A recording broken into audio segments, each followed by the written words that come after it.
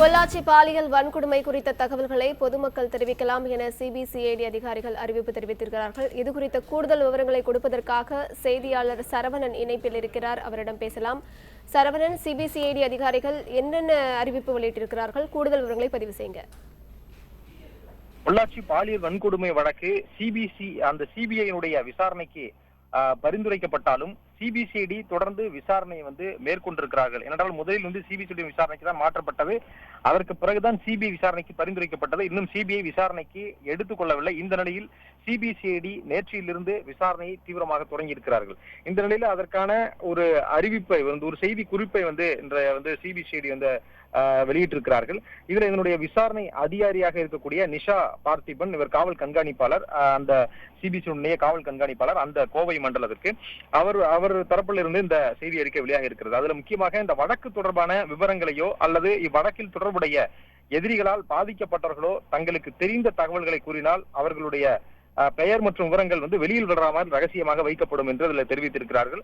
இதுல பாதிக்கப்பட்டவர்கள் யாராவது இருப்பார்கள் என்றால் அவர்கள் சிபிசிஐடி அதிகாரிகளை தொடர்பு கொள்ளலாம். நேரடியாக இந்த அலுவலகத்திற்கு வரலாம். அதாவது கோயம்புத்தூர் அவினாசி சாலையில இருக்கக்கூடிய சிபிசிஐடி அலுவலகத்திற்கு நேரடியாக வரலாம் அல்லது தொலைபேசி மூலமாகவும் தொடர்பு கொள்ளலாம் என அதற்கான தொலைபேசி எண்ணையும் கொடுத்திருக்கிறார்கள். 9488442993. நேரில் வர விருப்பமில்லாதவர்கள் கடிதம் மூலமாகவோ அல்லது இந்த 9488442993 என்ற இந்த தொலைபேசி எண்ணில தொடர்பு கொண்டோ அந்த பாதிக்கப்பட்டவர்கள் அவருடைய தகவல்களை தெரிவிக்கலாம் என்று முக்கியமான தகவல்களை தெரிவித்திருக்கிறார்கள். அது மட்டுமல்லாமல் அந்த பாதிக்கப்பட்டவர்களுடைய பெயர் மற்றும் அவர்கள் சார்ந்த எந்த விதமான விஷயங்களும் வெளியில் வராது, அது ரகசியமாக வைக்கப்படும் என்று அதில் குறிப்பிட்டிருக்கிறார்கள். ஏனென்றால் முதலில் ஒரு புகார் கொடுத்த பெண் பொள்ளாச்சி காவல் நிலையத்தில் புகார் கொடுத்தருடைய பெண்ணினுடைய அனைத்து விவரங்களும் வெளிவந்து விட்டது. அதில் மிக குறிப்பாக காவல் கண்காணிப்பாளர் பாண்டியராஜன் என்பவர் அந்த செய்தியாளர் சந்திப்பின் பொழுதே அந்த பெயரை குறிப்பிட்டது பெரும் அதிர்ச்சியை ஏற்படுத்தி இருந்தது. அது மட்டுமல்லாமல் இன்றைய தினம் அது தொடர்பான இந்த வழக்கு சிபிஐக்கு பரிந்துரைக்கப்பட்ட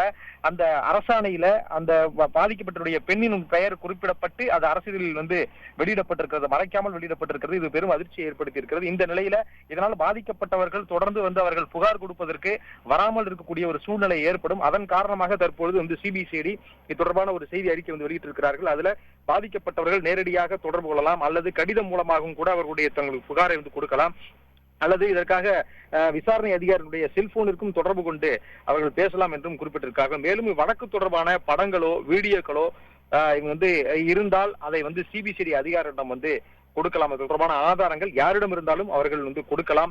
மேலும் இது தொடர்பான விவரம் தெரிந்தவர்கள் கடிதங்கள் மூலமாகவும் தகவல்களை தெரிவிக்கலாம். பொதுமக்கள் இந்த வழக்கு தொடர்பான எந்த தகவல் தெரிந்தாலும் கடிதங்கள் மூலமாகவோ அல்லது நேரில் வருவதற்கு விருப்பம் இருந்தால் அவர்கள் நேரிலும் அவர்களுக்கு தொடர்பான தகவல்களை கொடுக்கலாம். அவர்களுடைய விவரங்கள் பொதுமக்கள் அளிக்கக்கூடிய தகவல்களும் அவர் யார் கொடுக்கிறார்கள் என்ற விவரங்களும் ரகசியமாக வைக்கப்படும் என்றும் சிபிசிஐடி அதிகாரிகள் தெரிவித்திருக்கிறார்கள்.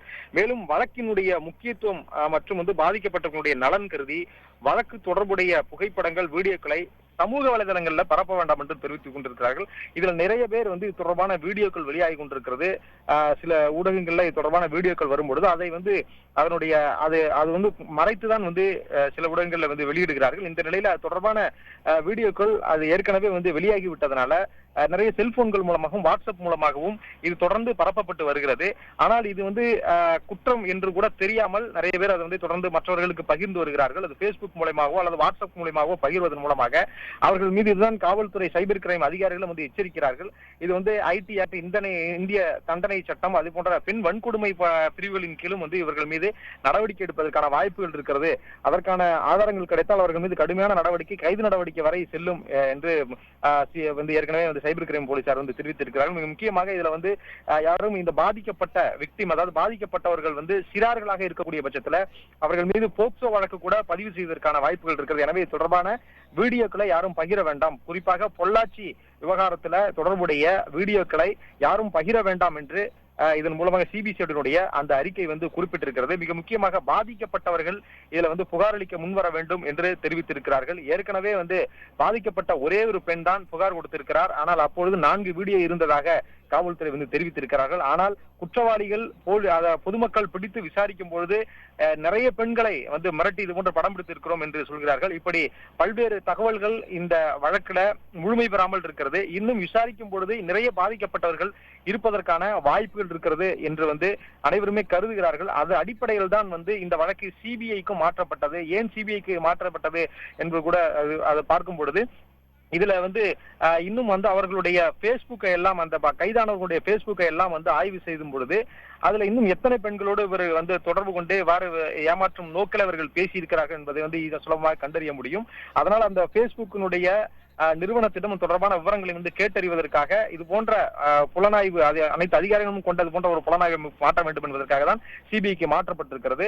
இந்த நிலையில இது இன்னும் முழுமையாக சிபிஐ அதிகாரிகள் அது தொடர்பான விசாரிப்பதற்காக அவர்கள் இன்னும் ஒப்புதல் அளிக்கவில்லை. அது இப்பதான் தனி விவகாரத்துறையில இருக்கிறது. அதன் பிறகு அது உள்துறைக்கு சென்று அதன் பிறகுதான் சிபிஐ இயக்குநருக்கு அது செல்ல வேண்டும். அதன் பிறகுதான் அவர்கள் வந்து முடிவெடுப்பார்கள். இந்த நிலையில ஏற்கனவே சிபிசிஐடிக்கு மாற்றப்பட்டதனால சிபிசிஐடி அதிகாரிகள் தொடர்பான விசாரணையை வந்து மேற்கொண்டிருக்கிறார்கள். தற்பொழுது வரை ஒருவர் மட்டும்தான் புகார் கொடுத்திருக்கிறார். நேற்று ஒருவர் புகார் கொடுத்தார் சொன்னார்கள். அது குறித்த முழுமையான விவரங்களும் இன்னும் வெளியே வரவில்லை. எனவே பாதிக்கப்பட்டவர்கள் நிறைய இருக்கக்கூடிய பட்சத்துல தொடர்ந்து அவர்கள் வந்து நம்பிக்கையோடு புகார் அளிக்க வர வேண்டும் என்றும் அவர்கள் தொடர்பான எந்த விதமான விவரங்களும் இனி வெளியே வந்து அதனுடைய ரகசியமாக வைக்கப்படும் என்றும் வெளியில் வராது என்றும் கூட அந்த சிபிசிஐடியினுடைய அந்த அறிக்கையில தெரிவித்திருக்கிறார்கள்.